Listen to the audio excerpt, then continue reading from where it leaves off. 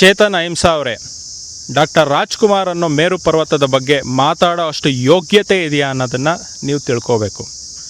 ಕರ್ನಾಟಕದ ಆಸ್ತಿ ಡಾಕ್ಟರ್ ರಾಜ್ಕುಮಾರ್, ಕನ್ನಡಿಗರ ಆಸ್ತಿ ಡಾಕ್ಟರ್ ರಾಜ್ಕುಮಾರ್, ಬಡವರ ಬಂಧು ಡಾಕ್ಟರ್ ರಾಜ್ಕುಮಾರ್, ಶೋಷಿತರ ಧ್ವನಿಯಾಗಿದ್ದು ರಾಜ್ಕುಮಾರ್, ಕನ್ನಡಿಗರ ಧ್ವನಿಯಾಗಿದ್ದು ರಾಜ್ಕುಮಾರ್, ದೀನದಲಿತರ ಬದುಕನ್ನು ಪ್ರಪಂಚಕ್ಕೆ ತೋರಿಸ್ಕೊಟ್ಟಂಥವರು ಡಾಕ್ಟರ್ ರಾಜ್ಕುಮಾರ್, ಗೋಕಾಕ್ ಚಳವಳಿ ಯಶಸ್ವಿಯಾಗಲು ಕಾರಣ ಆಗಿದ್ದು ಡಾಕ್ಟರ್ ರಾಜ್ಕುಮಾರ್, ಜನ ಸಮುದಾಯದ ಮಾನಸದಲ್ಲಿ ಬೆರೆತು ಹೋದಂಥ ಒಬ್ಬ ಮಹಾನ್ ನಾಯಕ ಕನ್ನಡಿಗರ ಆಸ್ತಿ ಡಾಕ್ಟರ್ ರಾಜ್ಕುಮಾರ್. ನೀವು ಅಂಥವ್ರ ಬಗ್ಗೆ ಮಾತಾಡಬೇಕು ಅಂತ ಹೇಳಿದ್ರೆ 100 ಬಾರಿ ಯೋಚನೆ ಮಾಡಬೇಕು. ನಿಮಗೆ ಪ್ರಚಾರದ ತೆವಲಿತ್ತು ಅಂತ ಹೇಳಿದ್ರೆ, ಇಲ್ಲ ನೀವು ಯಾವುದೋ ಪರಭಾಷಿಕರ ಇಲ್ಲ ಪರದೇಶಿಗಳ ಒಂದು ಸಿದ್ಧಾಂತವನ್ನು ಇಟ್ಕೊಂಡು ಕರ್ನಾಟಕದಲ್ಲಿ ಕನ್ನಡಿಗರ ಹತ್ರ ಮಾತಾಡೋ ಅಂಥ ಯೋಗ್ಯತೆ ನಿಮಗಿಲ್ಲ. ನಿಮಗೆ ಅಷ್ಟೊಂದು ಪ್ರಚಾರದ ಹುಚ್ಚಿತ್ತು ಅಂತ ಹೇಳಿದ್ರೆ ಪಕ್ಕದ ರಾಜ್ಯಕ್ಕೆ ಹೋಗಿ ತಮ್ಮ ಹೋರಾಟಗಳನ್ನು ನಡೆಸಿ.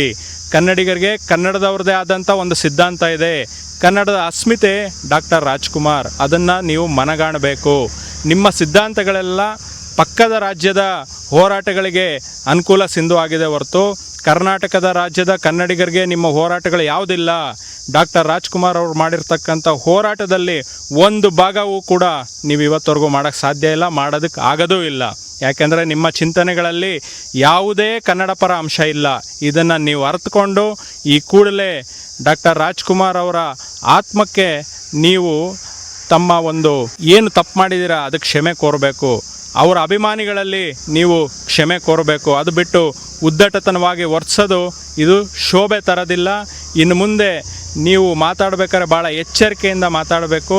ಕನ್ನಡಿಗರನ್ನ ನೋಯಿಸುವಂಥ ಕೆಲಸವನ್ನು ಮಾಡಬೇಡಿ. ಪಕ್ಕದ ತಮಿಳುನಾಡಲ್ಲಿ MGRಗೆ ಎಷ್ಟು ದೊಡ್ಡ ಜಾಗ ಕೊಟ್ಟಿದ್ದಾರೆ, ಹಾಗೆಯೇ ಅಣ್ಣಾದೊರೈ ಅವ್ರಿಗೆ ಎಷ್ಟು ದೊಡ್ಡ ಜಾಗ ಕೊಟ್ಟಿದ್ದಾರೆ, ಪೆರಿಯಾರ್ ಅವ್ರ ಸ್ಮಾರಕಕ್ಕೆ ಎಷ್ಟು ದೊಡ್ಡ ಜಾಗ ಕೊಟ್ಟಿದ್ದಾರೆ. ಅವ್ರನ್ನೆಲ್ಲರೂ ಮೀರಿಸೋವಂಥ ಶಕ್ತಿ ಕನ್ನಡದ ಡಾಕ್ಟರ್ ರಾಜ್ಕುಮಾರ್ ಅನ್ನೋದನ್ನು ನೀವು ಮನಗಾಣಬೇಕು. ಇನ್ನು ಮುಂದೆ ಭಾಳ ಎಚ್ಚರಿಕೆಯಿಂದ ನಿಮ್ಮ ನಡೆ ಇರಲಿ. ನೀವು ಕನ್ನಡಿಗರ ಒಂದು ಭಾವನೆಗಳ ವಿರುದ್ಧ ನಡೆದರೆ ನೀವು ಇನ್ನು ಮುಂದೆ ಈ ಹೋರಾಟ ಮಾಡೋದಕ್ಕೆ ಲಾಯಕ್ಕಿಲ್ಲ ಅಂತ ನಾನು ಹೇಳ್ತಾ ಇದ್ದೀನಿ.